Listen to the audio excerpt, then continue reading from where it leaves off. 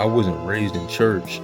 I didn't go to church or nothing like that. But after I was, 18, really 19, when I truly came to God, and before then I had some church background, but not that much. Maybe when I was a kid, I had more of a background in church, but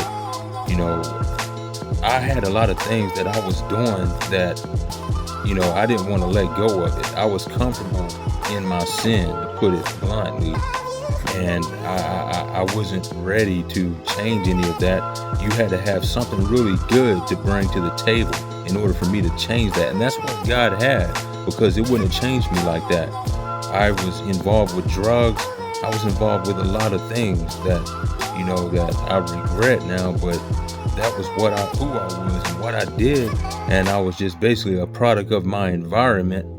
But I didn't have to stay that way, and neither do you or anyone that that you feel like they don't have no hope, but they do, because Jesus Christ is the truth. He's the authentic. Everything else out here is just a gimmick. It's not the real version. Jesus is the truth. He's the real version. And when we come to him, we realize what we've been missing out. There's a God-shaped hole in our heart, and it can only be filled by God. We're searching for something, and we're trying to find it through the drugs we take, people we hang out with, the things that we do, and we will never find it. I know this may sound like a cliche, but it really is true. Like when I was working at a random job, just trying to make some money, and I wasn't planning on keeping that job. In fact, I had a bunch of my friends that would constantly tell me, hey, why don't you go get that job, take that money and flip it, use it to buy drugs so you can make more money. You don't have to work a 9 to 5. You don't have to just slave at work. So, I bought into that because that was my friends. I was, being influenced by my peers, and I would just take, work jobs, but I never would make money like I thought I would trying to sell drugs. And I wasn't a big time seller or nothing. I'm not going to act like I was, so I'm not going to act like I know how all that works. But I will say I did it. I was around it. I had family that just really messed up their lives because of the drugs, so I know what it's all about. I've been around a lot of that stuff.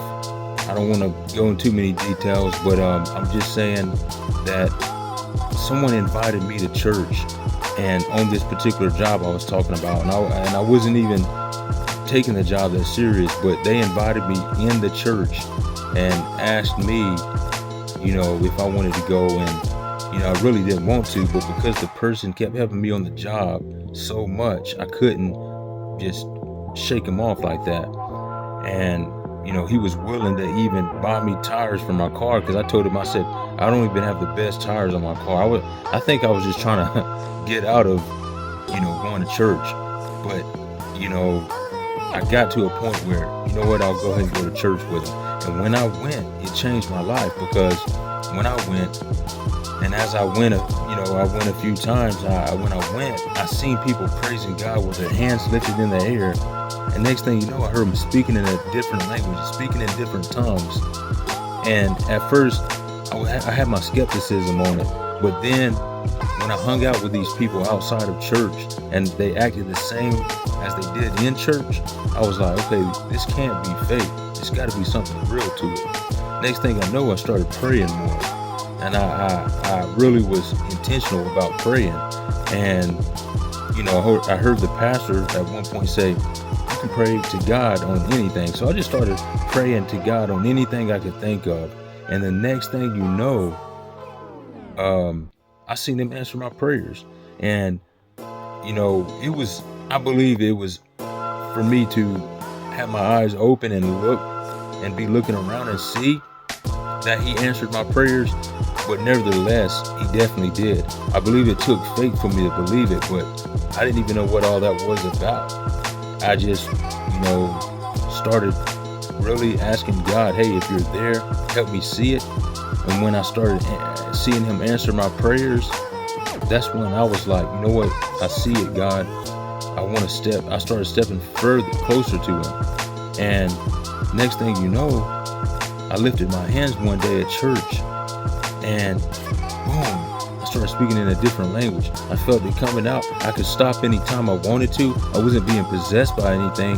God's a gentleman. He won't force him on no one, but he will come upon you. He will come to you whenever you speak to him, whenever you ask him. And so that's what I did. I asked him in my life, and I started worshiping him with my hands lifted. Of course, I asked him to forgive me of my sins. Then I started speaking in a different language, and I didn't want to stop. I could have stopped, but I just didn't want to because it felt so good. And that was the beginning of my life with God. And I just kept walking it out, and it's changed my life. I went from quitting school, didn't have no future, to going back to school, get my GED, and that was a miracle within itself because I really didn't even study for it.